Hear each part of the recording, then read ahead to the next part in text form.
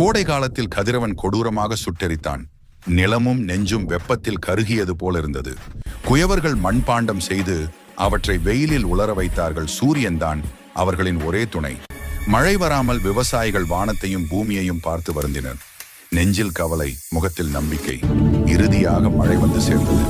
வானமும் பூமியும் சந்தோஷத்தில் நனைந்தது. விவசாயியின் முகத்தில் மலர்ந்தது நம்பிக்கை. மகிழ்ச்சியுடன் நிலங்களை உழுதி விதை விதைத்தனர். மழை துளிகள் போலவே அவர்களின் கனவுகள் முளைத்தன. ஆனால் குயவர்களுக்கு மழை வேலை செய்ய விடவில்லை. மண் பாண்டங்கள் செய்ய முடியாமல் வீட்டினுள் முடங்கியிருந்தனர். இதுதான் வாழ்க்கை. இன்பமும் துன்பமும் காலங்களாக மாறி வரும்.